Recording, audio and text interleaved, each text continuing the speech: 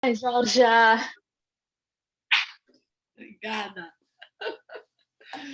Vamos lá. Georgia nunca erra. Obrigada.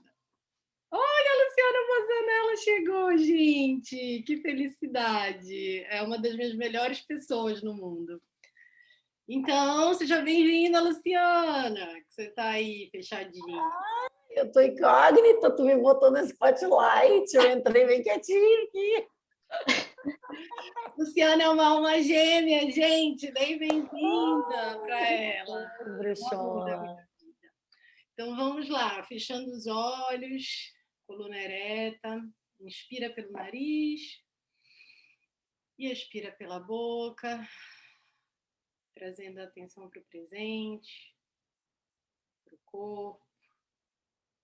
Inspira mais uma vez pelo nariz e expira pela boca, observando a qualidade dos pensamentos, as sensações corpóreas, sentindo os pés no chão. Então vou pedir para vocês espalmarem os pés no chão, sentindo essa firmeza de estar sobre algo que nos antecede. Inspira mais uma vez e expira, soltando as expectativas, as tensões, os medos, se entregando um pouquinho para esse momento que a gente vai viver juntos.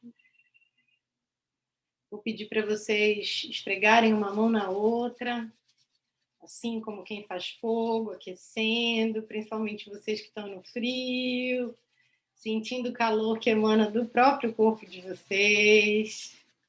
Pedir para vocês botarem as duas mãos sobre os olhos, não precisa apertar com força, só para sentir o calor das mãos. Pedir para vocês botarem sobre as orelhas também. Botarem aqui na direção do coração.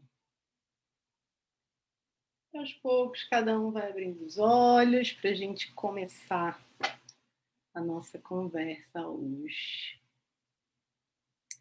Então, eu vou convidar a Thaisa para dar um oi. Ela é quem vai facilitar hoje junto comigo. Diga oi, Thay. Oi. Hoje eu vou estar com a Lua facilitando, mas a Lua fez o resumo, né, Lua? Então, não sei se tu quer começar com ele. E aí Vou começar. Não é bem um resumo, eu vou passar por partes importantes que eu avalio que são muito interessantes em cada capítulo, para a gente sentir um pouco, né? Quem não conseguiu ler todos os capítulos, sobre o que fala cada um deles, né? Então, hoje a gente vai começar pela esperança. E eu amo essa frase que abre esse capítulo, que é da Arundhati Roy, né, que fala que um outro mundo não só é possível, como já está a caminho, em um dia calmo posso ouvir sua respiração. E esse capítulo, para mim, ele tem uma frase que é muito um resumo de todo ele, né? Que não é exatamente assim que está construída a frase, mas que é esse entendimento de que a esperança ela é um conhecimento que é um conhecimento do coração, né?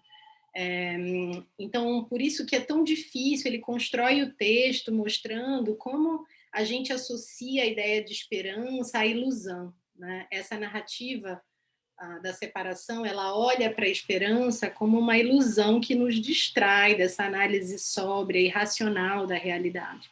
Como se a esperança fosse, como Nietzsche diz, né, o pior dos males, pois prolonga os tormentos do homem. E aí ele faz uma pergunta bem importante nesse capítulo, que é o que a esperança tem a nos dizer, sendo ela uma flor que cresce nos becos desolados do desespero, né? E aí, na construção do capítulo, ele vai dizer que a esperança ela mostra para a gente um destino, que ela é uma porta-voz do otimismo. Mas entre ela e nós, entre esse destino e nós, existe um vasto território do desespero, né? Então ele vai sempre trazer esse diálogo entre o desespero e a esperança. E ele vai falar que essa esperança, contrariando toda a lógica racional, ela está sempre presente no nosso coração, né? Contrariando a situação, e ele diz assim que na menor sinal de que as coisas estão melhorando, essa experiência ela está pronta para tocar fogo dentro da gente, isso que é só uma centelhazinha e tomar o ambiente inteiro.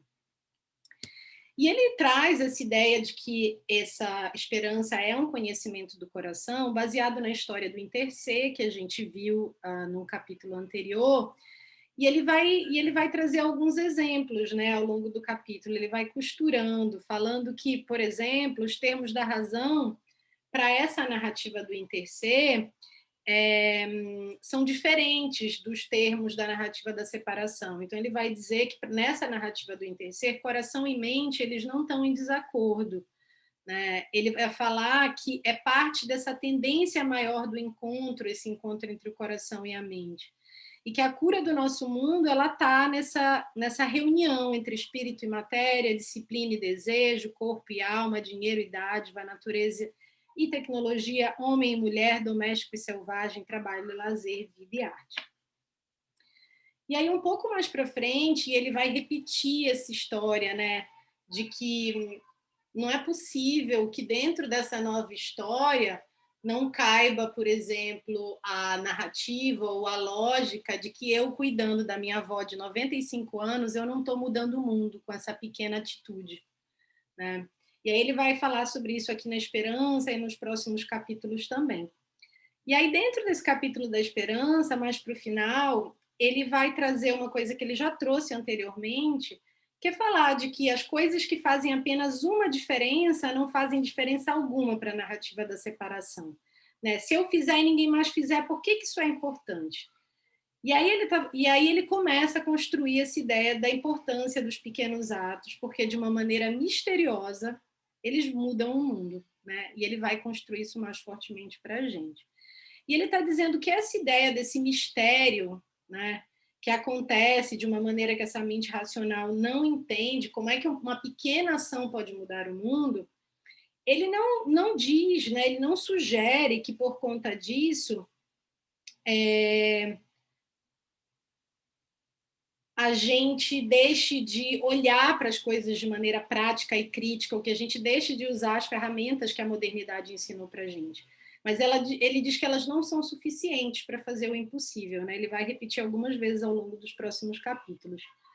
E ele fala que, assim como a esperança ela é um conhecimento que vem do coração, ele não está sugerindo que a gente faça esses pequenos atos porque a gente vai mudar o mundo, mas porque isso vem do coração.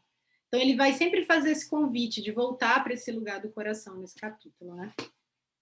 E aí ele encerra dando um exemplo, né, dos filhos dele que estudaram em uma escola que não tinha essa lógica da hierarquização e que ele acredita que a semente do respeito e do amor incondicional que elas aprenderam, que elas receberam durante 2 anos nessa escola, de estar diariamente nesse santuário de amor e respeito, que isso vai marcar elas para sempre, que de alguma forma, quem sabe, mais tarde na vida, essas escolhas que ele fez, que os filhos dele receberam através dessa influência, também podem vir a mudar o mundo, simplesmente por terem recebido esse amor, esse respeito, numa idade tão importante.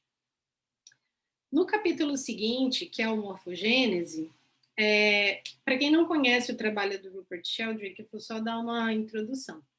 Esse conceito de morfogênese, ele nasce da ideia de campos mórficos, que é uma ideia de que existe um campo de conhecimento que é próprio da vida, que é de onde toda a inteligência de tudo que existe manifesto bebe desse campo. Então, por exemplo, no livro do Rupert, ele vai dar um exemplo. Como que células do coração, que são idênticas às células dos rins, sabem se comportar como coração e não como rins? E ele diz que esse conhecimento vem do campo mórfico. Então, por exemplo, quando a gente é bebê e está se desenvolvendo ali na barriga da mãe, as células são iguais, mas elas começam a se comportar diferentes a partir desse conhecimento.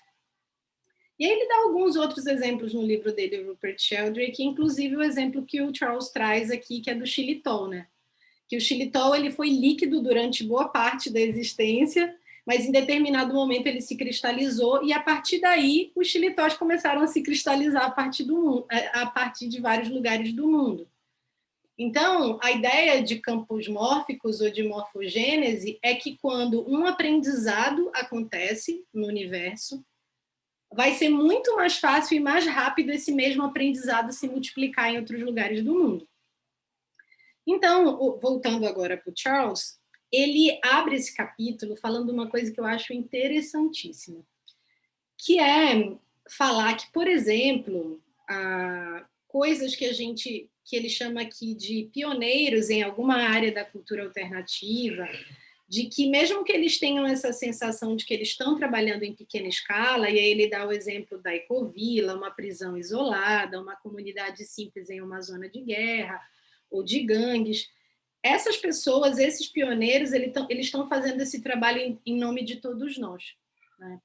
Então, essas pessoas estão fazendo esse trabalho em nome de todos nós, porque a partir do momento que elas fazem isso, que elas se movimentam em direção a isso que nunca foi feito, que talvez elas tenham se preparado durante 40, 50 anos para tomar essa atitude e manifestar isso no mundo, todos nós, enquanto comunidade humana, vamos ter mais facilidade de acessar e de fazer aquilo. A gente não vai mais precisar esperar 40, 50 anos para conseguir fazer aquilo, porque aquele passa a ser um aprendizado coletivo, né? Aquilo sobe para o campo e aí qualquer um pode depois fazer esse download.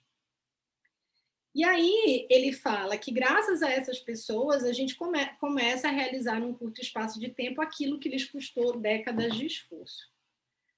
E aí eu gosto muito de, logo embaixo, quando ele diz, dando um exemplo, né, de uma pessoa, se ela pode se curar, isso significa que milhões de pessoas como ela também podem, porque a sua cura facilita o caminho para que todos possam se curar, né? Mais adiante, ele explica um pouco sobre ressonância mórfica, né, que eu já dei uma outra explicada para vocês aqui. Ele dá o exemplo de químicos, né, que passam anos se manifestando num estado e depois passam a se manifestar em outro, como o xilitol. E aí, mais para frente, ele vem discutir a própria lógica do Rupert, né? Porque o Rupert, para provar isso cientificamente, inclusive aconselho vocês a procurarem na internet os vídeos do Rupert falando, ele precisa usar essa limitação da própria racionalidade. Então, ele precisa, para explicar por que antes um xilitol era líquido e depois passou a ser cristal, a se cristalizar, ele precisa isolar, criar condições para provar que aquilo não está sofrendo influência. E aí o Charles começa a questionar, e se essas influências também forem essa própria inteligência da mudança, da transformação, agindo, né? Então, talvez ele vai um pouquinho além do Rupert nesse raciocínio. E aí, ele traz para a gente, um pouco mais adiante, que essa coisa de uma espécie de confiança na importância de tudo que a gente faz. Mesmo quando a nossa visão, a nossa racionalidade não consiga desvendar esses caminhos misteriosos e sinuosos através dos quais essas ações atingem o mundo. Então, basicamente, nesse capítulo, ele vai reforçar muito essa questão da gente focar no objetivo e não na meta do objetivo, da gente compreender que existe uma inteligência, uma linguagem desse universo que é intencional para além da nossa racionalidade, né? Que existem outras dimensões de inteligência agindo para além dessa causa e efeito direta que a gente está acostumado a ver naquilo que a gente chama ou aceita como ciência hoje. E aí ele vai dizer que esse princípio da ressonância mórfica, ele justifica esse nosso sentimento de que atos invisíveis e sem sentido aparente são, de alguma maneira, significativos. Ele vai fazer uma autoanálise um pouco adiante, né, falando assim, vocês estão pensando, o Eisenstein aí parece pensar que se todos concentrassem em cuidar dos seus avós, catar o lixo no parque, o aquecimento... e catar o lixo no parque, o aquecimento global, o imperialismo, o racismo e o resto dos problemas do planeta iam sumir num passe de mágica. E que, de alguma forma, com esse discurso, o Eisenstein estaria fomentando uma passividade perigosa, uma complacência na gente, né? E aí ele diz que ele mesmo já fez esse raciocínio, né? E ele vai trazer para a gente uma coisa que eu acho muito importante, que é a gente, nessa própria lógica da narrativa, o nosso próprio autocrítico interno fica nesse lugar do conflito, e aí ele diz que uma coisa não anula a outra, né? Você confiar nesse conhecimento coletivo através da morfogênese ou dos campos mórficos não anula, né, esse nosso desejo de escrever um livro, de fazer uma coisa grandiosa, de fazer uma organização para boicotar uma organização, uma coisa não anula a outra, né? Ele não está fazendo um convite à ilusão, ele está fazendo um convite à confiança, né? Na confiança há uma inteligência que a gente não compreende. E aí ele diz um pouco mais na frente, que eu acho belíssimo, ele diz assim: no meu leito de morte serei grato por cada vez que escolhi conexão, amor e serviço. Né? E para mim ele mata a pau nessa frase, e enfim, vamos adiante. O outro capítulo a seguir é o da ingenuidade. Nesse capítulo da ingenuidade,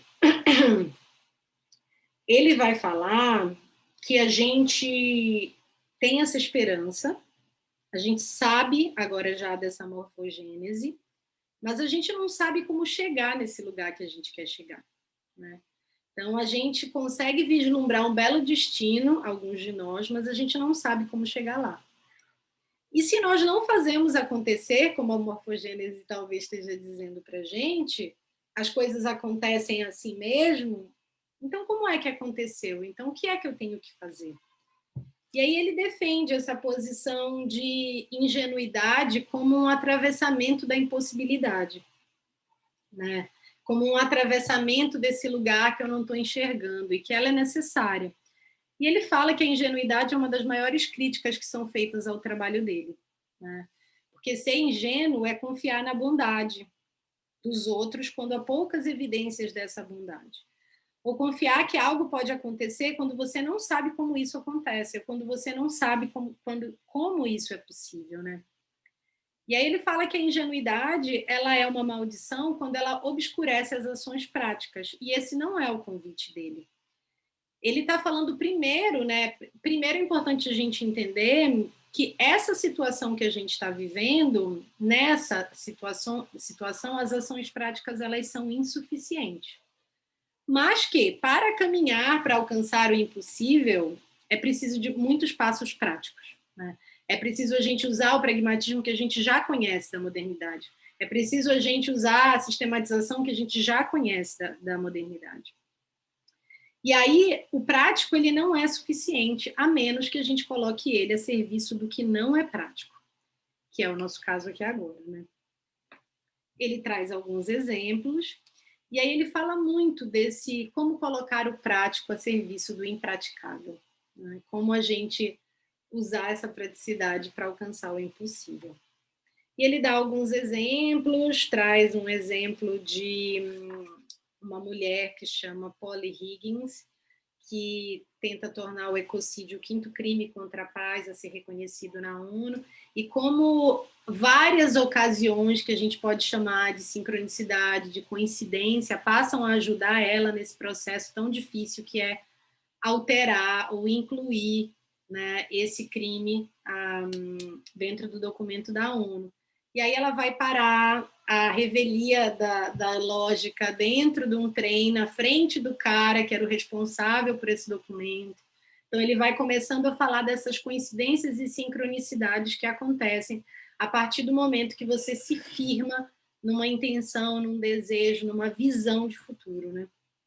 E que é o inexplicável acontecendo a partir da sua abertura. E aí ele fala que talvez um outro tipo de causa e efeito, diferente da causalidade à base da força, a que estamos acostumados, exista, né? E aí ele começa a falar dessa ideia do espírito da dádiva, né? Que em todos os níveis esse espírito da dádiva ele começa a aparecer nesses momentos. Várias coincidências incomuns começam a aparecer para colaborar com aquela visão. E aí ele faz um convite a gente a pensar, será que você já foi parte de algo assim, onde tudo parece fluir, onde você se encontra sempre no lugar certo, no momento certo, para encontrar justo a pessoa certa? Como e por que isso acontece? Se pudéssemos de alguma forma dominar a tecnologia de estar no lugar certo, no momento certo, se pudéssemos aprender a trilhar o fluxo da sincronicidade, então poderíamos acessar um poder maior do que qualquer outro que o mundo da força possa exercer. E aí a gente vai para o nosso último capítulo, que chama Realidade. E aí, nesse lugar da realidade, ele vai falar dos milagres, né? Porque é isso que é a dádiva. E ele diz que o que a gente precisa nesse mundo de possibilidades nesse mundo das coisas que a gente não pode fazer acontecer à força, são os milagres, né? É essa ideia da própria dádiva. E para viver nesse mundo, ele fala que a gente tem que deixar para trás essas velhas ideias de controle e contenção. E aí ele vai repetir mais uma vez de que, apesar dele ter convidado a gente a olhar para a ingenuidade, ele precisa chamar atenção para o fato de que a gente carrega dentro da gente, nós humanos, talvez uma busca de fantasias impossíveis, né? E que essas ilusões, elas distraem a gente do trabalho a fazer. Então, é preciso a gente vigiar também e entender o que está acontecendo dentro da gente. Se é, de fato, uma visão que vem do coração ou se é uma ilusão que a gente está construindo, né? E aí, muitas vezes, para justificar as nossas próprias condições internas. Então, ele diz, eu não defendo uma confiança crédula em qualquer fantasia reconfortante, né? E aí ele vai fazer um convite, quando ele fala dessa coisa da realidade, a gente olhar para essa coisa das crenças, né? Então, a gente ouve muito falar por aí, principalmente entre as pessoas que abordam o tema da espiritualidade, ou que ele chama aqui de nova era, a gente superar as crenças limitantes. E aí eu achei bem interessante ele trazer uma visão crítica, né? Ele fala que é possível a gente pensar em várias situações que, de fato, as nossas crenças criam a realidade, né? Porque sem a crença, a gente não acredita que a gente pode fazer algo. Só que ele vai falar também que essas crenças, elas não mudam só por uma afirmação de uma frase, né? É um caminho tortuoso para fazer uma mudança de crença. E que, de fato, acontece uma espécie de mágica quando alguém consegue sofrer uma profunda mudança de visão de mundo. E aí ele fala sobre quais são essas dificuldades principais. Que a gente não pode mudar uma crença por meio de um ato de vontade, porque um estado de crença é um estado de ser. E aí ele fala que uma crença não é algo volátil como um vapor no cérebro, né? Se você já tentou mudar crenças limitantes através de declarações e coisas do tipo, talvez tenha notado que mesmo repetindo 1 milhão de vezes, uma parte de você continua pensando, sim, tudo bem, vou acreditar nisso somente quando os resultados aparecerem. E aí ele vai dizer que isso leva a gente a um segundo problema, que não cabe a nós decidir o que é verdadeiro ou possível, né? Que alguns ensinamentos eles vão pedir para a gente começar o processo criando uma visão, mas isso é um equívoco. Isso eu achei muito interessante. Ele diz que a maneira correta de se começar é recebendo uma visão. E ele chama visão de aquilo que quer nascer. E essa ideia de que é algo que a gente recebe, de que a gente acredita profundamente no nosso coração, a gente entende que isso não é sobre nós, não é algo que nós inventamos, aquilo tem uma própria existência, uma própria essência. E que apesar da gente ser assaltado pelas dúvidas enquanto a gente está tentando trazer essa visão para o mundo, a gente tem uma confiança dentro da gente de que aquilo é real. E aí ele fala que quanto mais bonita for a visão, seja para si mesmo ou para o mundo, mais dolorosas serão as dúvidas. O brilho do que quer nascer ilumina as sombras, trazendo-as para a luz da consciência, onde podem ser curadas. Sugiro que nos tornemos sensíveis e saibamos distinguir entre essas dúvidas e o conhecimento sóbrio e secreto de que você está se enganando. E aí, para concluir esse capítulo, eu quero falar só desses passos que ele fala sobre os passos da mudança, porque para mim foram muito elucidativos. Ele fala que o primeiro passo para a mudança é receber uma visão que você sente ser verdadeira. A segunda etapa é curar as feridas e as dúvidas que essa visão ilumina. Sem fazer isso, estaremos em conflito, encenando de forma simultânea a nova história e a antiga. O terceiro passo é se colocar a serviço daquilo que quer nascer, e esse processo não é linear. Em geral, a visão se torna mais nítida à medida que curamos as dúvidas que a obscurecem, o que, por sua vez, permite que nos coloquemos ainda mais profundamente a seu serviço, o que, por sua vez, esse serviço se torna mais profundo e traz novas dimensões de visão, junto com as feridas ainda mais profundas. O caminho do serviço é, assim, um caminho da autorrealização. Então, acho que com essa frase eu concluo. E tem uma frase para mim que é um resumo desse capítulo da realidade.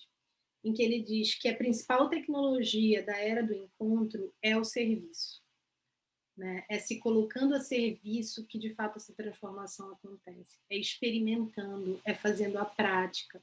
Então, antes da gente entrar aqui, eu e Thaís, a gente estava conversando muito sobre isso, e eu estava dizendo a ela como todo esse conhecimento, para mim aqui, ele só é válido se eu puder praticar na minha vida, né? Então, tudo que eu aprendo está a serviço da prática.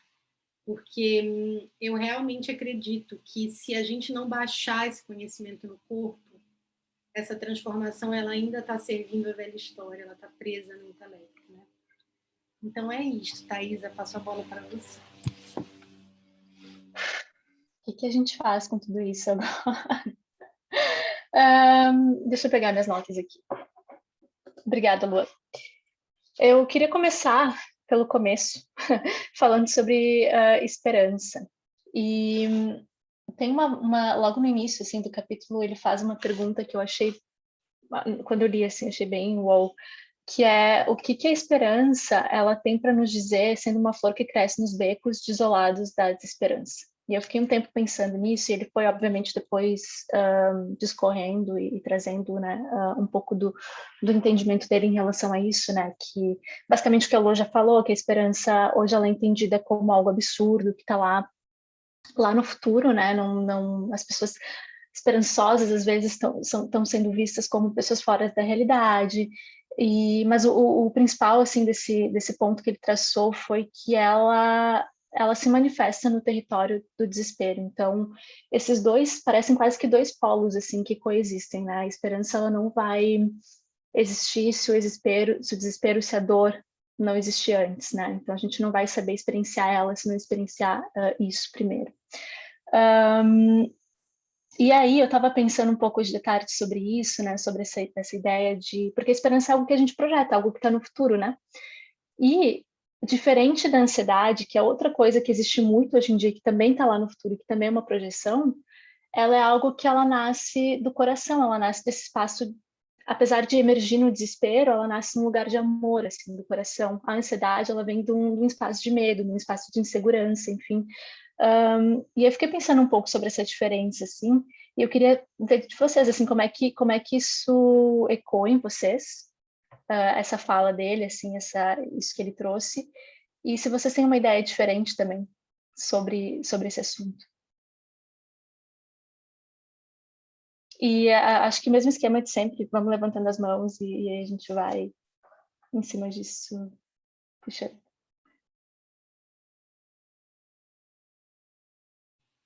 Bom, a Natália foi, eu já ia só para ir ocupando enquanto vocês iam se esquentando. Então vai, Nádia.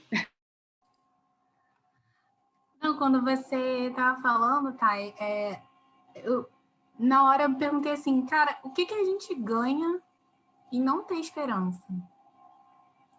Né? A gente vai ficar se movendo e agindo, acreditando que realmente é tudo assim, a gente não tem poder de mudar nada e, né, todo mundo vai pensar igual e todo mundo vai se conformar, tipo, né, assim, a gente vai viver conformado ou a gente vai viver realmente na esperança e tentando, enfim, mudar as coisas para melhor, manter o que a gente gosta, né, o que a gente acha que funciona, alimentar, acho que manter no sentido de alimentar, de também não precisa tudo ser novo o tempo todo, tem coisas boas mas que precisam ser regadas para aquilo ter continuidade, e outras coisas que a gente vai descobrindo. Então, assim, por que realmente não ter esperança, né? Então... Boa, Victor. Esse tema da esperança, que eu acho muito interessante, até fui dar uma pesquisada, tal, depois quando eu estava lendo, né, o que tinha que eu achava mais sobre essa questão da esperança, né, e aí eu vi que tinha basicamente duas visões, assim, né, até comentando o que a Nath falou, né, o que você teria, o que você perde tendo esperança, né, e aí eu vi que tem uma visão da esperança que é lá relacionada com a caixa de Pandora da Grécia, em que a esperança ela era na verdade o maior dos males, né, nessa caixa de Pandora? Porque ela faria você sofrer, né, na medida em que você não tem controle sobre sobre as coisas que acontecem, né?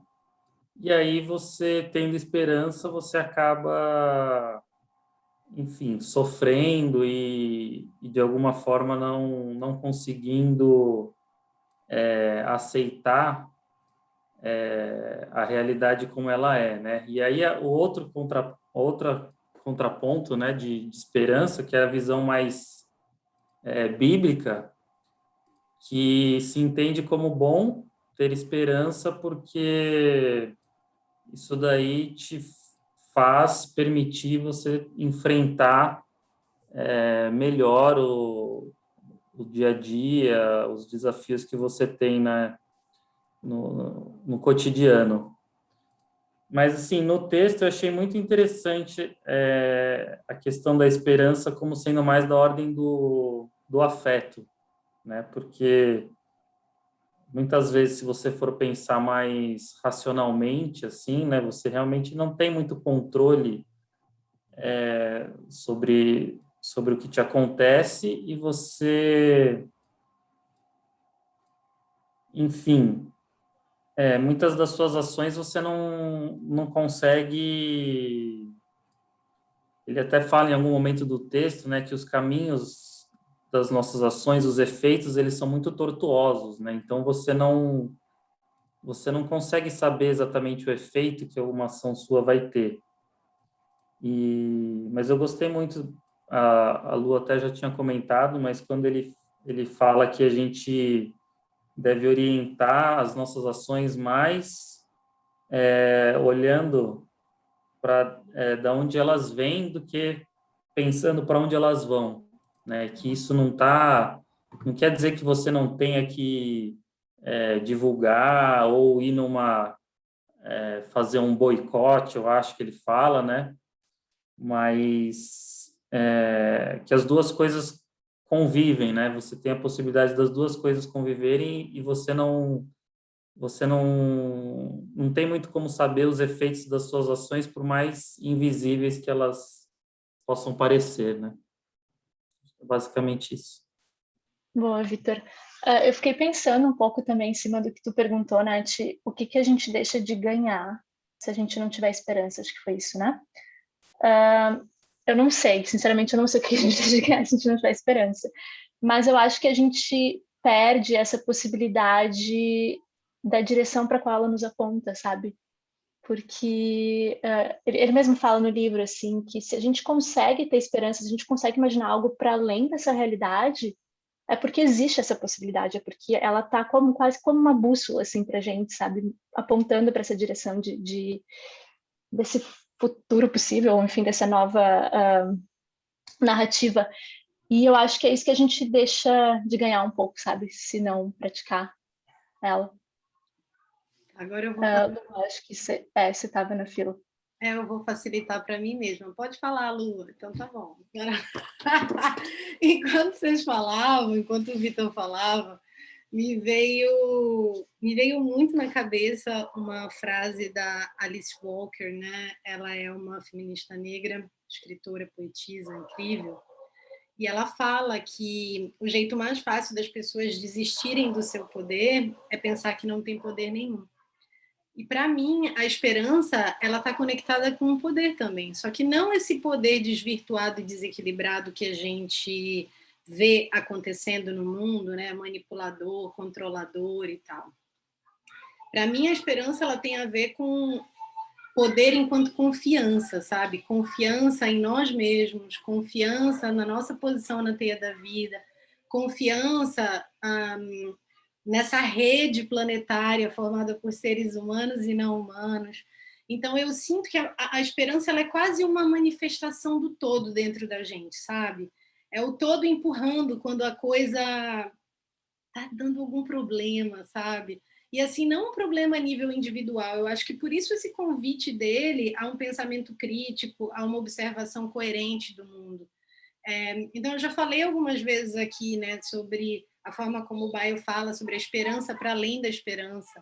a esperança para além dessa esperança bíblica, né, do bom e do mal, do eu mereço ou não mereço, Deus vai me salvar ou não me salvar. Então, o Baio, ele faz esse convite da gente ir um pouco mais longe, além dessa esperança, que é uma esperança frágil, né? Em que o outro, às vezes, pode até me retirar ela, mas uma esperança que nasce desse lugar de interser, né? Que é o convite que o livro faz para a gente. Então, de olhar essa esperança, ela nasce em mim, mas ela está falando sobre algo maior do que eu, né? Então, enfim, isso que me veio. Renata.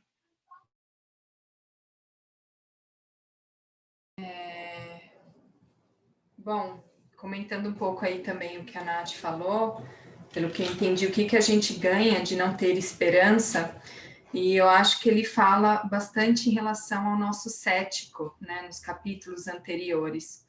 E eu acho que quando a gente assume que não tem esperança, que não tem jeito mesmo, a gente ganha essa falsa segurança de que não tem nada mesmo para fazer. Então, esse autossabotador, ele ganha ali naquele momento, tipo, tô falando que não adianta mesmo, viu? Eu tentei e não dá, então não dá para eu fazer nada mesmo. E aí esse autossabotador dentro de nós, ele acaba ganhando a razão.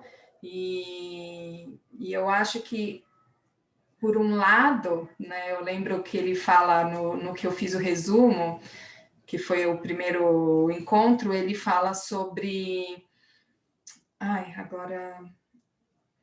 Ele fala sobre uma parte de nós querer que tudo colapse, né? Para que não tenha... Para que a gente realmente possa recomeçar. E eu acho que essa parte, de alguma maneira, acaba ganhando, assim. Então, tudo colapsa, não tem jeito mesmo, tá tudo perdido, e não tinha nada que eu poderia fazer. E aí isso tira também um pouco da nossa responsabilidade por fazer algo, ou da nossa culpa por achar que o que a gente fez não foi o suficiente, porque não tem mesmo jeito, né? E a esperança, eu vejo que na minha vida, pelo menos, ela sempre esteve muito cercada com a juventude. Você tem esperança porque você é jovem. Quando você ficar mais velha, você vai ver que não é bem assim. A vida vai te mostrar. E eu sempre tive muito dentro de mim que eu não queria perder nunca o romantismo da juventude. Eu sempre deixei assim, tipo, eu preciso manter essa chama, porque é essa chama que vai... Porque eu sei que uma hora a vida vai vir com as pancadas, assim, e que vai ser difícil, sabe? Viver, né? E aí você começa a estudar que todas as sociedades, desde o começo, sempre tiveram essas brigas, esses conflitos. Hoje eu estava lendo um pouco sobre a história da Cleópatra, e aí falando sobre todos os conflitos que sempre teve, tipo, na Roma... Aí teve o Júlio César e um outro imperador que ficavam brigando para se matarem. No Egito, um e o outro ficaram brigando para se matarem. Eu falei, nossa, polarização existe desde antes de Cristo. Eles brigando e se matando, resolvendo isso realmente na espada. Então, realmente, quando a gente começa a conhecer mais o mundo, é fácil, né, de vir essa desesperança. Justamente porque a gente não conhece o mapa de tudo. E eu acho isso muito legal da maneira que ele coloca isso, de tipo, as pequenas atitudes adiantam, né? Elas vão fazer a diferença, porque se a gente fica tentando entender todo o impacto que vai causar das nossas ações, a gente não vai conseguir mesmo, não vai ser palpável, porque a sociedade, ela é um grande corpo. Para a gente mudar um grande corpo, tem uma lentidão. Ela precisa, sabe, mudar cada pessoa, cada ser, toda a estrutura cultural e tudo.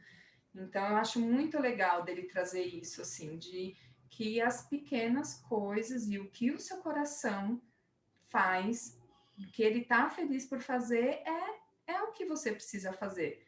Porque no mapa, eu compartilhei aí no chat que hoje saiu no El País que o ecocídio está aí a caminho de ser realmente aprovado como uma lei penal. E imagina, né? A gente falei, nossa, que sincronia de ver isso agora.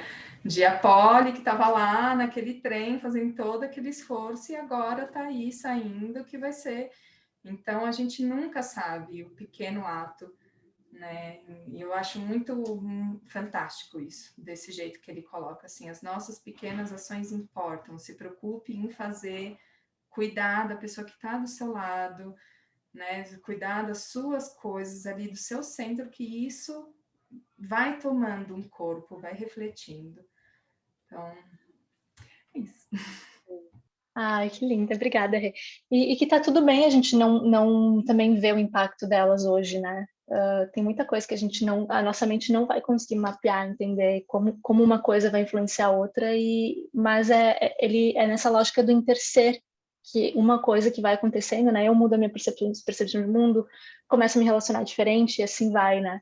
Só uma curiosidade, a Polly morreu em 2019. Então, ela, por exemplo, não está vendo. Vai ver, exato. Eu não sei quem levantou a mão primeiro, acho que foi o André. André. Oi, gente, boa noite. Oi, André, você vai arrasar hoje? Vem com tudo. Nossa, eu fiquei na dúvida, porque eu fui... A expectativa... Gente, André, eu não tava, mas eu assisti e fiquei assim. André, joga tudo, vai, pode ir. Estamos preparada. Eu tava aqui pensando comigo mesmo, porque eu elaborei uma coisa, vocês foram falando, aí a Lua fez uma... Teu áudio tá baixo, André, eu não tô te ouvindo bem, eu quero ouvir melhor. Melhorou? Melhorou, tá ótimo. Ok? Tá. Não, eu teci aqui um pensamento, mas aí vem a Lua, aí vem a Renata, e foram me contemplando de uma maneira assim, né? E eu fiquei um pouco na fala da Natália inicial ali, de pensar o que é que a gente ganha por não ter esperança, né? E aí, quando me veio essa fala, a primeira coisa que me veio na cabeça, a gente consegue não ter esperança? Isso acontece? Efetivamente isso acontece? Porque eu venho num campo, inclusive na terapia, em que existem coisas que a gente só sente e elas estão estabelecidas e a gente sente, né? E aí até anotei aqui no momento, sentir desesperança significa que a gente não está sentindo esperança? Ou sentir desesperança será a nossa relação com a própria esperança, indo para um outro lugar, né?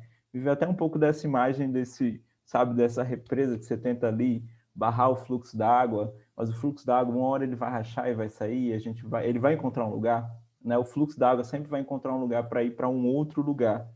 E aí também fiquei me perguntando sobre essa questão da nossa relação com a esperança, se às vezes não vai para um lugar da idealização da esperança. E aí sim, uma esperança que ela depende efetivamente de um acontecimento gigante, né? Então eu só vou sentir esperança se amanhã eu acordar e o mundo tiver completamente transformado e esse sistema, da forma como está estabelecido, ele tiver caído e a gente tiver esse grande estímulo externo que vai garantir, vai validar esse lugar da nossa esperança, que eu não sei, talvez seja muito mais uma idealização do que seria sentir essa esperança. Porque aí, parando para pensar, né, eu acho que até a Natália trouxe esse lance, ou foi a Renata, de a esperança ligada muito ao infantil, né? Penso também em utopia. E penso também nessa relação que foi dada à utopia como se fosse um delírio infantil, né? E a gente olhando agora e voltando esse olhar para a infância, a gente percebe a quantidade de respostas que estavam ali nessa infância e no alimentar esses sentimentos, né? Então, às vezes, eu acho também que essa construção da nossa relação com a própria esperança nos colocou nesse lugar de olhar para ela e dizer, não, então a esperança ela vai estar garantida, ou ela vai me oferecer alguma coisa, ou eu vou ganhar com isso, caso aconteça um grande ato de redenção planetária, né? Mas qual é essa esperança que a gente cultiva em outras perspectivas, em outros olhares, e como a Lua disse, né, nessa percepção do todo, e o que esse todo ele te apresenta com essas pistas dessa esperança que você pode descobrir diariamente. Arrasou! O André está sendo pago, gente, eu quero dizer. Acho que é a Fernanda Ebert. Oi, gente. Então, acho interessante isso que o André acabou de falar, né? E eu fiquei me perguntando, tá, mudar o mundo, mas o que é mundo, né? Que mundo que te interessa mudar, né? Eu tive em contato agora com um casal de duas mulheres maravilhosas que fazem um trabalho lindo em Parelheiros E assim, elas estão mudando o mundo delas, que é o mundo delas. Então, a Marte está comigo no curso que a gente está fazendo da Schumacher, né? Então, elas estão mudando o mundo dela. Então, será que eu preciso pensar em mundo, né? E também uma coisa que eu aprendi com elas é que essa coisa da esperança, né? De você ter a visão de futuro, é que elas trabalham muito na percepção do que esse mundo pede delas no momento presente, com uma esperança, sim, gente, elas canalizaram as coisas, é realmente impressionante, é como ele diz, né, que ele fala que esse processo de cocriar com o universo, né, eu até diria que é um processo de cocriar com o universo, não começa com fé, mas com honestidade, né, e aí eu vejo que é uma coisa do reconhecimento de talvez o que é a ilusão ou o que é essa visão, ou esse acreditar, né, nessa visão verdadeira. E aí, responder, o que emerge está a serviço do agora, né, e não tão limitadas pelos que elas sabem. É muito impressionante, porque essa esperança delas e a dádiva, gente, vem, e aí vem outras competências que você não tem, mas que precisa, e vem da comunidade, vem de sei lá da onde. É um negócio, para mim, está sendo assim um aprender da minha vida, né? Porque eu estou num processo e num projeto em que o pessoal que trabalha comigo fala assim, não, Fernanda, não, isso não vai funcionar, isso não funciona assim, isso não vai acontecer, você precisa de uma lideranças mais jovens, empresários mais jovens, porque esse pessoal mais antigo, eles não vão mudar e tal. E eu falo, gente, mas peraí, tá bom, mas vamos ver o que precisa agora, né? Vamos ver o que emerge, o que tem disponível, o que não tem disponível, o que dá para fazer.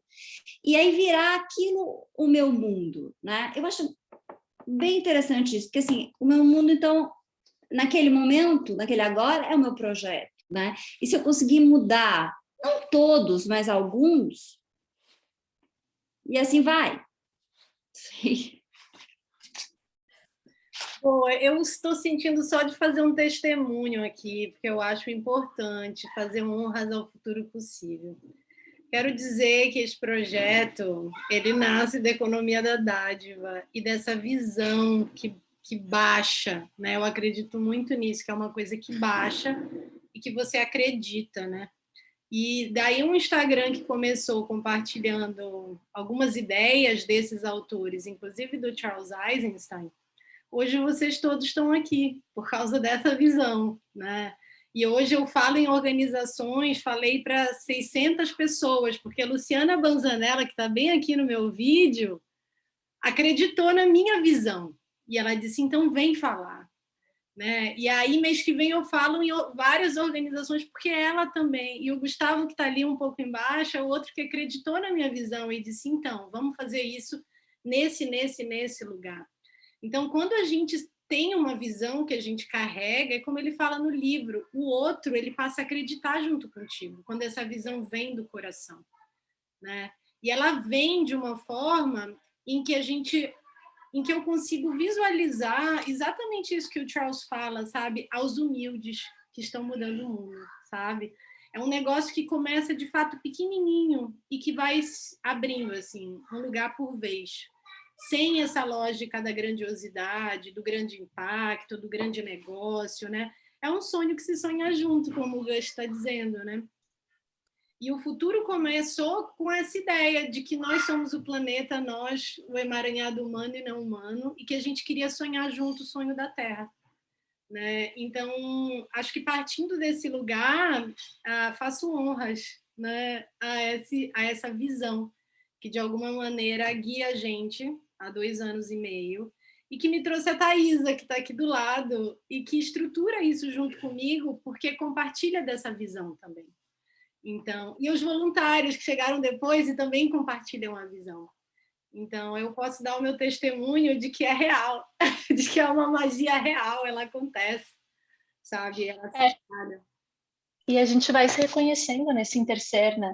Vai reconhecendo um ao outro, assim, e isso me lembrou muito do que ele fala também, que o trabalho mais importante que a gente vai fazer para o mundo está na gente mesmo, né? E isso vai depois, conforme a gente vai extravasando, a gente vai se encontrando, né? A gente vai se reconhecendo e vai, enfim, passando por esses processos. Eu acho que Thalissa levantou a mão depois. Fê, só para tirar dúvida, você está com a mão levantada ainda ou você levantou de novo? Não, está ainda levantada. Vai lá, Thalissa. Oi, gente. Hoje eu estava na minha aula de ética, né? E aí, assim, a gente está bem no comecinho e o professor estava voltando no conceito, assim, do que significa filosofia. E ele fala, assim, que a filosofia significa esse servir à sabedoria, né? Que a sabedoria, uma das definições é aplicar o conhecimento para que a gente viva bem, para que a gente tenha uma vida íntegra. E ele volta nesse conceito porque ele diz o quanto é importante a gente entender para que serve isso, porque a partir daí a gente constrói, enfim, todos os outros caminhos que virão, né? E eu acho que o Charles, ele faz muito isso nesse livro, de voltar nesses conceitos, de estruturar, e eu acho que isso dá para a gente um caminho, não é exatamente mais prático, mas um caminho mais honesto, assim, um caminho de uma visão mais realista, talvez, e que evita que a gente caia no que tantos ativistas do passado caíram, né? Em algumas histórias da nova era. Hoje, uma coisa que eu acho bizarra, assim, é que as teorias da conspiração que, sei lá, umas décadas atrás, eram muito mais populares entre as pessoas de esquerda. As mesmas teorias, elas são populares em pessoas que estão cultivando, assim, o extrema-direita, o fascismo, né? Então, o que está errado nisso? É porque eu acho que eles estão se baseando numa ilusão. E eu acho muito legal que ele não nega a ciência, ele não nega nada do que a gente fez até agora nessa história da separação. E ele também não serve a essas histórias do jeito que elas são. Ele aponta os problemas e diz, tá bom, a partir daqui, que foi o melhor que a gente fez enquanto humanidade, a gente precisa transcender para um outro lugar.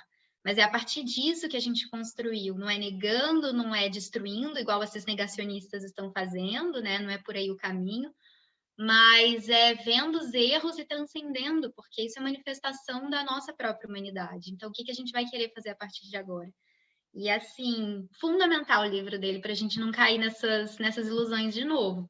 Então, acho que a gente tem muita chance de ir para essa história aí do interser por causa disso também.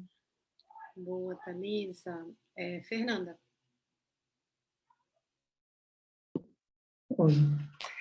Bom, vi vocês falando, né, e eu não vou deixar de fazer uma referência com uma carta do tarô de novo, porque tem uma carta do tarô para falar sobre esse lugar da esperança, né?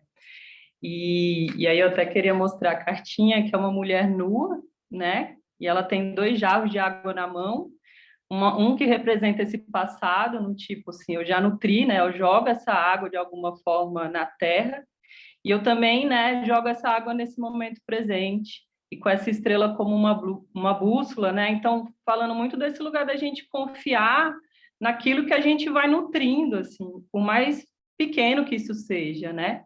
E lá no fundo tem um passarinho, que é como se fosse esse passarinho que procura por água em terras áridas. E eu acho que é isso. Para mim, esperança fala muito desse lugar da gente estar vulnerável, né? Mas assim, confiar de alguma maneira naquilo que a gente está fazendo. E me veio muito de falar, né, uma citação do Paulo Freire, porque eu gosto muito da visão dele sobre o que é esperança, né? É preciso ter esperança, mas ter esperança do verbo esperançar, porque tem gente que tem esperança do verbo esperar. E esperar do verbo esperar não é esperança, é espera. Esperançar é se levantar, esperançar é ir atrás, esperançar é construir, esperançar é não desistir, esperançar é levar adiante, esperançar é juntar-se com os outros para fazer de outro modo. Era isso que eu queria compartilhar. Como é que a gente faz para não chorar agora? Eu acho que o Gus, você queria falar? Sim? Gus. Bem-vindo! E aí depois... Bem-vindo, é. E aí depois eu acho que a gente já pula para o próximo, porque passou 1 hora, a gente falou só do primeiro capítulo, hein? A gente pula para o último, no caso, amiga, porque Pro o último, último vai pode ser. demorar as outras meia hora. Vai, Gus! Ai, gente, queria estar ao vivo, estou assistindo vocês só nas gravações, pelos horários, mas consegui entrar por aqui, mesmo que mais tarde, no meio de 1000 reuniões, e pegar um trechinho. O que eu queria comentar, a partir dessas falas maravilhosas de todos vocês, é um trechinho de uma reflexão que veio, enfim, em cima do que vocês falaram, que a gente fala muito, entrei, né, no momento da fala da Fê, da Fernanda, não da Loredo que está falando agora, né, da Fernanda que estava falando antes, e a gente estava falando, né, muito sobre essa esperança de dar certo, de fazer as coisas darem certo, de prosperar, de como que a gente está conectado a essa prosperidade, mas ainda num lugar de quase assim, porque eu tenho que prosperar, porque eu tenho que ser independente, né? A Luana falou de ser grande, de crescer. E aí queria compartilhar essa reflexão que às vezes a gente tem esse norte da independência, e a Lua me provocou com isso essa semana. Só que, pera lá, independência, a gente quer estar, tipo, independente financeiramente, independente, sei lá, dos trabalhos com as outras empresas, independência, mas se a gente for parar para analisar, a gente tem que primeiro aceitar a nossa interdependência, né? Com tudo, com todos ao nosso redor, assim. Com os nossos relacionamentos amorosos que estão envolvidos nos projetos que a gente está, com as nossas amizades, com os nossos parceiros profissionais que vão virar os que choram pitanga do que está acontecendo, com a comunidade ao redor. Mas, para além dessa interdependência com esse campo físico que é ao redor, existe também uma interdependência com os nossos ancestrais que estão envolvidos no que está acontecendo agora, com os nossos guias, com as forças da natureza, com os humanos e mais que humanos, que estão nesse momento ao redor aqui nessa conversa. E aí é uma lembrança de que a gente não caminha sozinho, né? Por que então que a gente quer tanto que os nossos passos sejam independentes?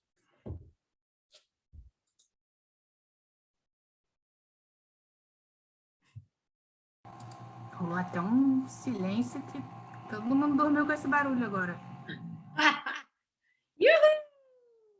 Então vamos lá.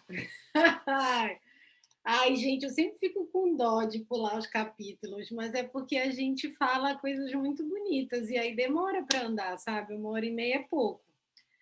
Mas vamos lá, passar da esperança para a realidade. A gente vai dar um salto assim, né? Do começo para o fim.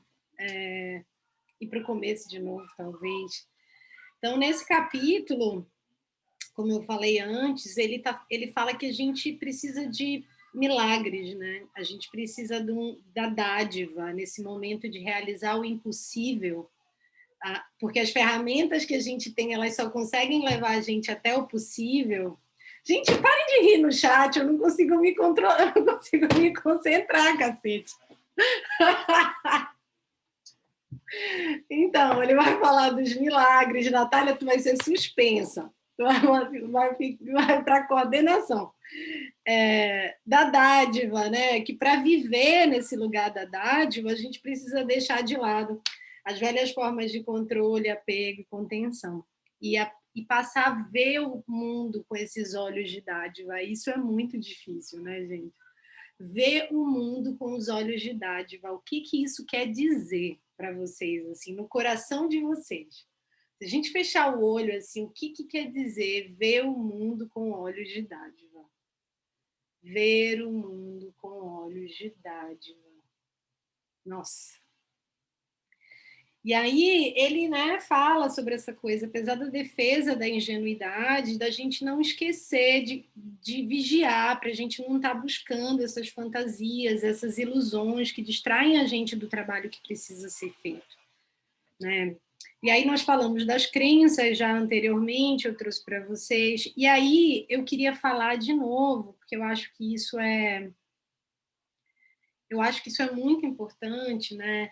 Sobre esse se tornar sensível, para que a gente saiba distinguir entre as dúvidas e o conhecimento sóbrio e secreto de que a gente está se enganando, né?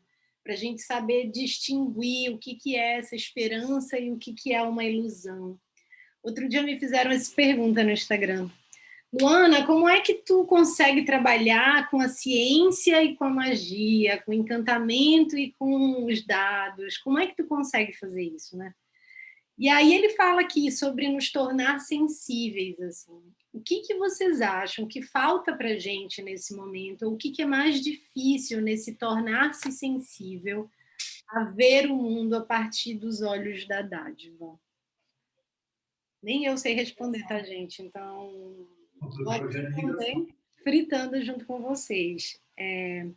Porque, para mim, esse tornar sensível, resgatar essa sensibilidade, olhar para além dessa dicotomia, ela é a chave para a gente, de fato, entrar nesse lugar que ele diz de receber a visão verdadeira, né? Aquilo que a gente precisa fazer.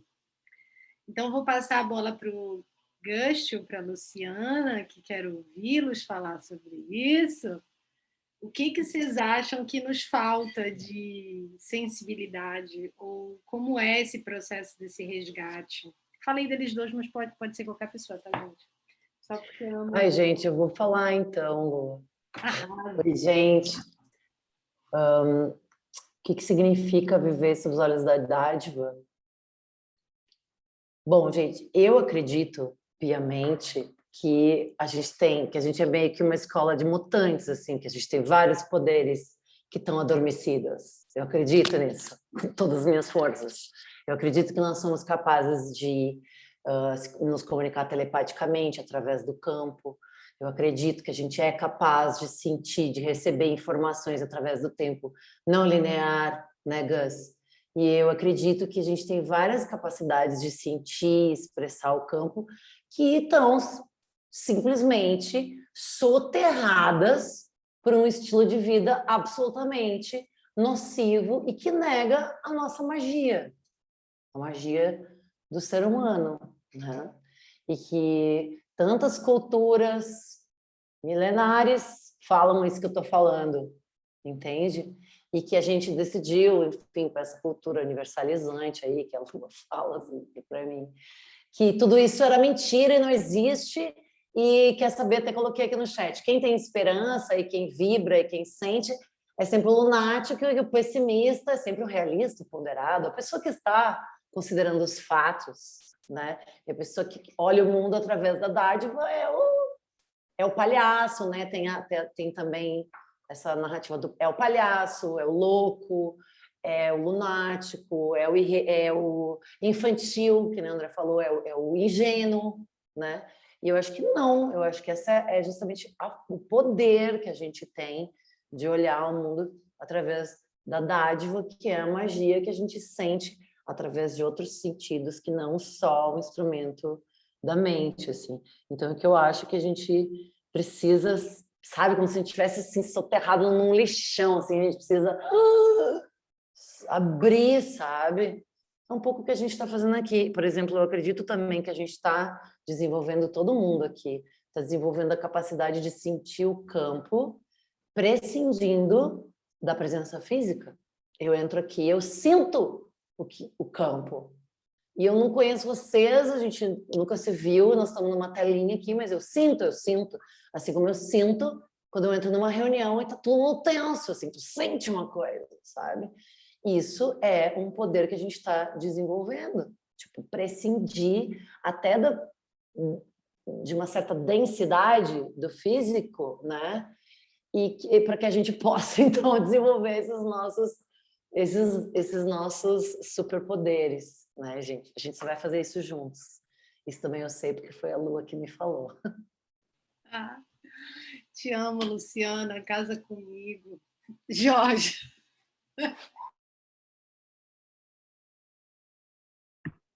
Achei que ia demorar mais. Estou processando ainda o que a Luciana falou.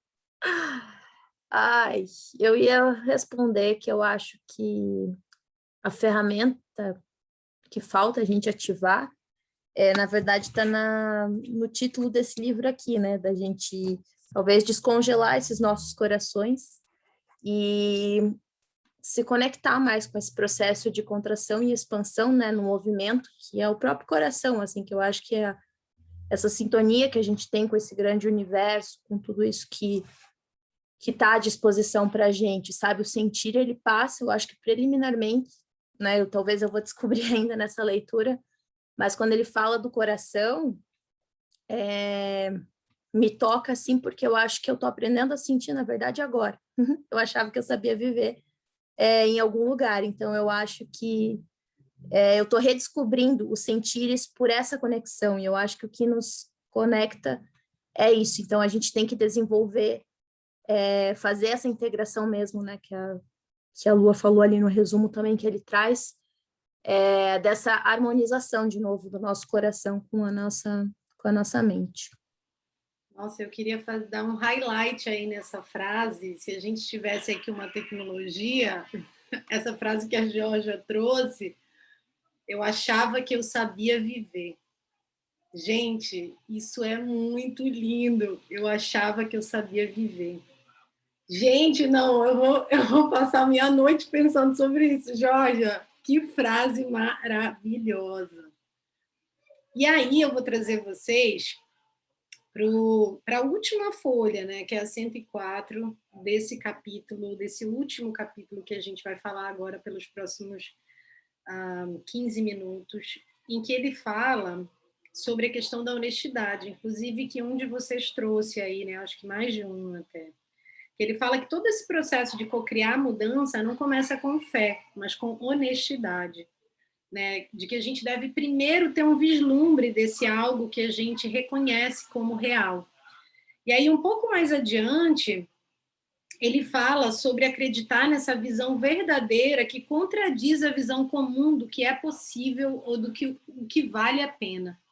Né? E eu acho isso importantíssimo quando a gente está falando de transformação, que é o que é verdadeiro e o que é que vale a pena. Né? Pelo que vale a pena a gente desenvolver os nossos superpoderes? Pelo que vale a pena a gente sair dessa zona de conforto? Pelo que vale a pena a gente passar por tudo isso e querer algo mais? O que vale a pena, né? E aí eu estava comentando, não é deste livro, mas é deste aqui, do Sacred Economics dele. Ele encerra a introdução fazendo uma pergunta que eu vou colocar aqui para a gente abrir aqui o debate. Acho que estou roubando, né? Não podia pegar do outro livro, mas eu vou pegar porque ela é muito boa. Ele fala assim: nós estamos tão quebrados que nós não podemos aspirar nada que nós não podemos aspirar um mundo sagrado. Nós estamos tão quebrados que nós não conseguimos aspirar um mundo sagrado, um mundo que realmente vale a pena viver. Será que a gente está tão quebrado que a gente não consegue envisionar esse mundo? A gente está tão quebrado que a gente não consegue sentir que esse mundo é possível, que esse mundo pode se tornar real? Que a gente não consegue sentir, que nem a Arundhati Roy falou lá no começo, né? Sentir esse mundo respirar, querendo nascer. Será que a gente está tão quebrado a ponto de não conseguir transformar isso em realidade? O que vocês acham?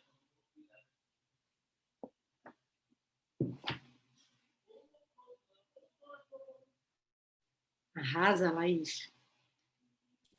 Não coloque essa pressão, não funciona bem assim. O que eu queria dizer é que eu acredito muito no poder da palavra. A primeira resposta que eu tinha para a pergunta anterior era: a gente precisa desenvolver olhos de poetas, uma capacidade de enxergar beleza e sensibilidade por todo lugar, que existe, e existe em toda poesia, em toda história já criada.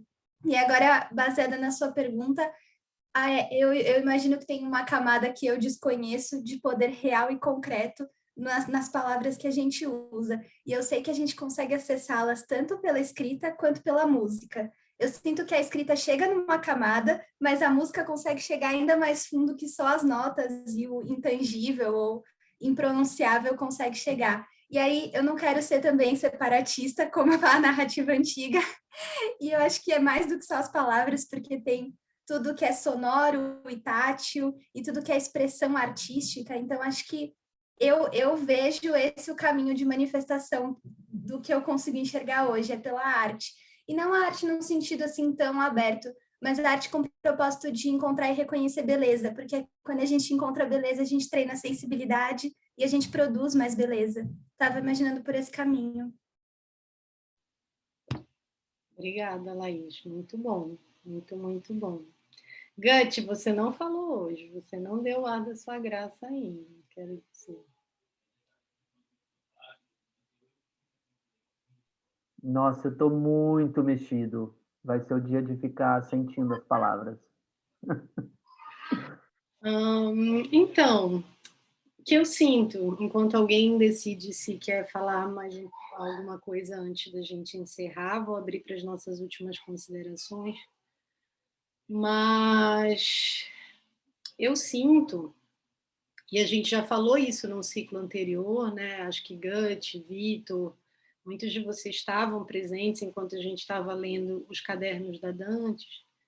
Eu sinto que, além de desenvolver os nossos superpoderes, como a Luciana trouxe, que eu achei perfeito, eu acho que a gente está desenvolvendo linguagem, sabe?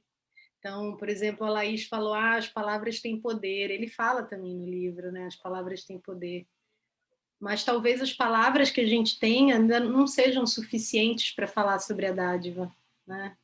Talvez a gente precise desenvolver ainda, talvez a gente esteja num processo de criar simbiose de palavras, palavras simbióticas que vão começar a formar esse novo linguajar, sabe? Essa nova forma de falar sobre a dádiva, sobre os dons, sobre os talentos, sobre a esperança, né? A gente, por exemplo, eu, Gus, Lu, a gente é da comunicação, então a gente sente muito palavras que foram esgarçadas, estupradas, aquelas palavras elas não conseguem mais se recuperar em algum aspecto, né? E aí o que a gente faz quando a própria linguagem ou se perdeu ou não dá conta? A gente começa a criar uma nova linguagem, porque a gente fez isso ao longo da evolução da humanidade, né?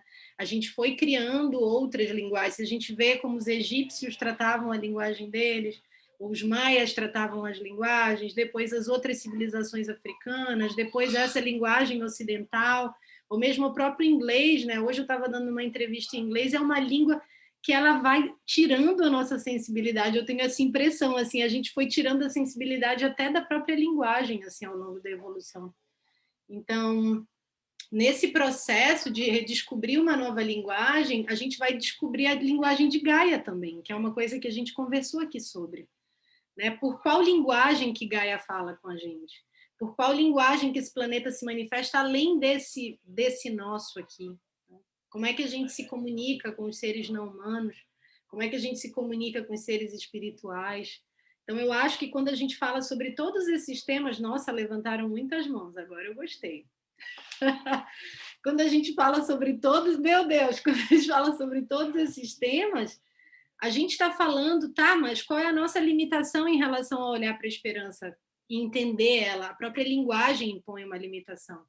Né? Quando a gente fala, o André trouxe isso na fala dele, né? O que é de fato? A gente consegue estar esperançoso e desesperançoso? Como é que cria uma simbiose e uma nova palavra para dizer estou esperançoso e desesperançoso e isso coexistindo? E isso vai ser muito importante na minha visão para a gente romper com essa dualidade, né? Porque a nossa própria linguagem ela faz isso com a gente. Então, hoje, na entrevista, ela me perguntou assim, qual é a tua visão de futuro? Eu respondi, híbridos, na lata, assim. Híbridos, é isso que é a minha visão de futuro. Híbridos em tudo, em linguagem, em seres humanos e não humanos, entre floresta e cidade. Para mim, híbridos, é para esse lugar que eu olho, né? E isso está também nessa nossa relação aqui, nas coisas que todos vocês trouxeram. Vou calar minha boca.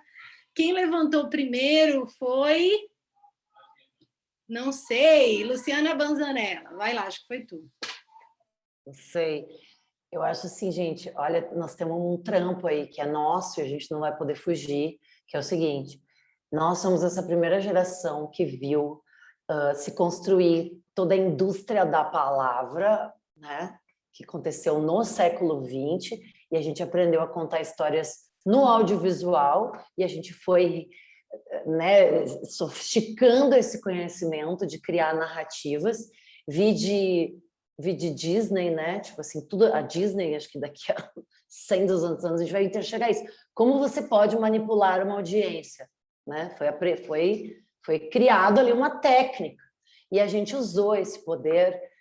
E eu vou falar uma coisa assim, que é porque aqui eu me sinto bem livre para falar, inclusive utilizando palavras bem contundentes, que é o seguinte: a gente utilizou esse poder para vender açúcar e produtos cancerígenos para crianças. A gente usou esse poder para convencer as pessoas a apoiar governos totalitários. A gente usou esse poder para nos fazer acreditar que a nossa vida só pode ser regida por uma lógica de mercado. E tudo que a gente fala fora dessa lógica de mercado é esperança, é utopia, é lunático.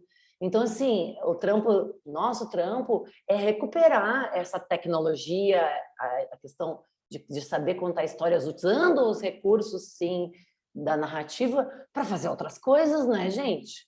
Tipo assim, para fazer aquilo que precisa ser feito, para fazer... Por isso que é tão legal aquela frase da visão, né? Para se colocar a serviço da visão. E talvez para isso a gente também tenha que aprender a ocupar espaços sem necessariamente falar, né? Se sentir contemplado pela fala de outras pessoas, como eu me senti aqui muitas vezes contemplado pelas falas de muitos de vocês. Maravilhosa. Depois, Georgia, você está com a mão levantada, Fia? Não? Tá. Fernanda Ebert.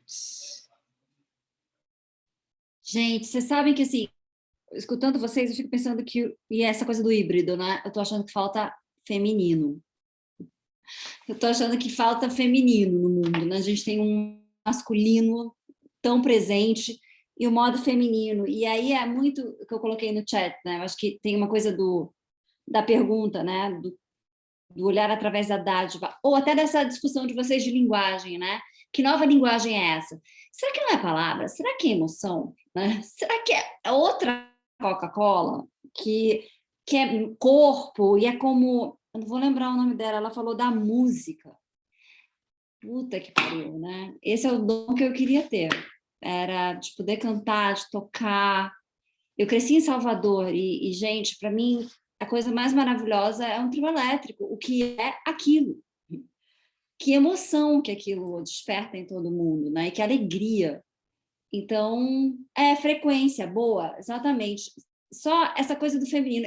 Para mim, o futuro é feminino, quer dizer, até ele chegar a ser híbrido, a gente precisa desse reforço aí, até aceitação do hormônio, né? Eu tô entrando na menopausa. Porra, a gente é foda, entendeu? Assim, sabe? Nossos hormônios, mulherada, sabe? E até a gente se assumir de que a gente tem uma oscilação e... Anyway. Amei, Fernanda. Amei. Amei isso dos hormônios. Amei. Maria Eugênia Salcedo, seja bem-vinda. Obrigada. Estou aqui com vontade de falar muita coisa diferente, mas acho que eu vou focar num ponto que em algum momento, em vários momentos, se pergunta assim, que ferramenta é essa, o que falta, né? Assim, e fiquei com a impressão na discussão, né? E também em outras discussões, se a gente tem uma real noção, até física, assim, de que aquilo que a gente está construindo ou deseja construir está para além da nossa vida. Porque eu acho que isso muda tudo, assim. E nos coloca, ou me coloca de frente com uma realização, assim, com uma noção de que eu estou fazendo isso para o outro, ou para os outros, ou para pessoas que eu nem vou conhecer, né? E eu acho que isso é um exercício de generosidade, de humildade, ligado à esperança em movimento, né? Então, fiquei pensando uma coisa que às vezes eu gosto de pensar em tridimensional, né? Porque a gente pensa às vezes no tempo, né? O futuro, mas o tempo e espaço, né? Faz outra coisa. Então, fico pensando um pouco nisso, assim, o que é a minha responsabilidade ou a minha como coletivo, assim, na humildade ou na generosidade da constatação, pelo menos é uma sensação de que eu não vou ver os resultados disso. E aí, diante dessa questão, se eu continuo fazendo o que eu posso fazer. Eu acho que esse é um conflito que eu vejo no individual e no coletivo, assim. Então, não sei, queria trazer isso até para contrastar um pouco, que é a outra coisa que eu escolhi dizer, assim, que está conectada, que é essa noção da nova linguagem. Eu adoro mergulhar na linguagem, e aí, assim, ouvindo Lua e todo mundo, assim, nossa, fui pensando, nossa, é isso mesmo, é por aí, que outras linguagens são essas. Recentemente eu estava comentando uma coisa sobre o Ailton Krenak, que eu acho incrível. Outro dia eu estava tentando achar um extrato, assim, uma frase, assim, eu queria pegar, sabe assim, utilizar de uma frase dele. E eu procurei e acabei assistindo horas de falas dele. E aí, no final, eu falei para a pessoa com quem eu estava fazendo isso, né? Eu falei, é impossível, ele é indomável. A fala, a linguagem dele é indomável. E é isso, olha o que a gente está tentando fazer. A gente está tentando colonizar com uma citação para, tipo, Instagram, uma fala dele que ele não se presta a isso. Ele tem tanto domínio da linguagem que ele fala o que você quer ouvir, que é uma generosidade, inclusive aprendida, né, pelo que ele diz pelos guaranis, assim, a beleza da linguagem. Só que ele não cabe em 30 segundos, né? Então, assim, você para ouvir o Ailton Krenak, né? Você não pode roubar uma frase do Ailton Krenak. Essa foi um pouco a minha sensação. Mas esse domínio da linguagem, né, que passa por muita coisa, fiquei pensando por que a gente sente a necessidade de ser novo, né? E por que a gente usa essa palavra tão velha, né? Que vem de um impulso tão antigo, assim, de querer sobrepor. Fiquei um pouco com essa dúvida, assim, porque na busca por outras palavras, a gente busca ou tem a necessidade de partir da ideia do novo, que, para mim, pelo menos, carrega essa ideia de sobreposição. Então, fiquei maravilhosa, Maria. Eu te respondo a partir da minha existência, vícios, hábitos de existência. Por isso que a gente fica usando essa linguagem que não faz mais sentido, sabe? Então, por isso que, por uma coisa que vem de dentro, a gente fala o novo, mas a gente sabe que talvez não seja isso, né? Até por não acreditar nesse tempo linear. Mas por hábitos de existência, a gente mete ali uma linguagem que não está adequada. E eu queria também fazer um adendo, de dizer que não só é difícil tirar uma frase do Ailton, porque ele é selvagem, né, na linguagem, como é que ele usa também, e isso para a gente nos impede de fazer esses cortes. Ele não está falando enquanto indivíduo, ele fala enquanto coletivo, ele é um ser coletivo, é diferente de nós, né? Então, é uma outra lógica, e aí isso começa a escorregar pelo dedo, né? Quando tu pega para ler, para ouvir, para estratificar, para tentar recortar. É importante a gente lembrar, eu acho isso, né? De que ele não está falando, ele está falando em nome dos Krenak, ele não está falando em nome do Ailton, tudo que ele está trazendo. Eu acho isso de uma beleza. E aí fala um pouco da tua primeira pontuação. Mas muito obrigada, Maria. Emily. Oi. Eu acho que, só para participar também, que me deu vontade de falar, que eu acredito que essa linguagem, ela vem para você estar, na verdade, à disposição, né? Só você estar à disposição, você às vezes não precisa falar, codificar ou expressar de alguma forma, mas estar à disposição para ser esse interser, para ser essa interexistência, essa interação, sabe? Você se pôr à disposição para ser de alguma forma contribuição com os dons, talentos, enfim. E também eu acredito que parte dessa linguagem, ela venha através do amor, porque muito se fala do amor e o amor e tudo isso, só que é uma coisa já tão batida, mas que de fato a gente não consegue fazer, entendeu? Porque é muito difícil amar na integralidade, assim, todos os problemas. E aí eu acho que é isso que nos abraça essa esperança, né? Que é um pouco pertinente também a gente falar que no livro ele sequencia a desesperança antes da esperança, apesar de a gente estar fazendo ela assim, dividida. Mas a gente falou hoje muito da esperança como se fosse um lugar que a gente chega ou que a gente almeja, mas sem esquecer que essa desesperança, ela atinge a gente primeiro, né? E talvez não à toa que isso tenha sido colocado no livro dessa forma. E também coloquei no chat, na hora que a gente estava discutindo, que às vezes isso vem das nossas escolhas antes e não do futuro, sabe? Tipo, que nem a Maria falou agora, talvez não dessa vida, que a gente não vai ver e tal. Até do próprio Ayrton, por exemplo, por ele falar dessa forma coletiva e de desse inconsciente coletivo que todos carregamos, né? Inclusive ele, enfim, vem de antes, entendeu? Então a gente fica tentando manter esse tecido para chegar em alguma coisa e tal, só que isso já está à disposição, sabe? Então, a gente se colocar à disposição também de forma integral e verdadeira para tentar mudar essa lógica de alguma forma, sem deixar isso que já foi construído da velha história ser desperdiçado, porque alguma coisa daí pode ser tirado, né? Não é tudo assim tão radical e não deve ser assim também. Né? Ninguém gosta de ser, talvez, rotulado, né? Porque a gente é muito múltiplo. Então, eu acho que é mais ou menos isso, sabe? Essa linguagem, que é de fato muito difícil. O amor e colocar à disposição e ser contribuição. Acho que passa mais ou menos por isso. Obrigada, Emily.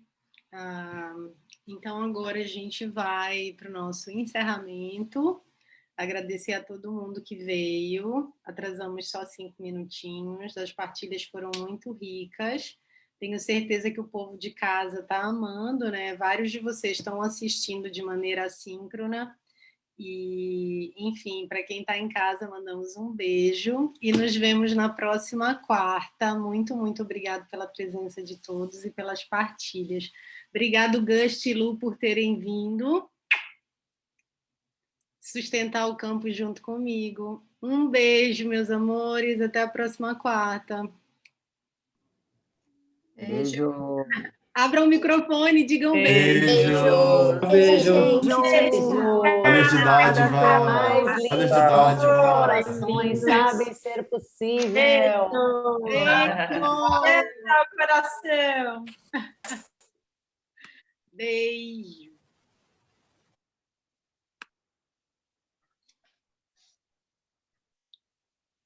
Beijo. Você parou de gravar? Vou parar.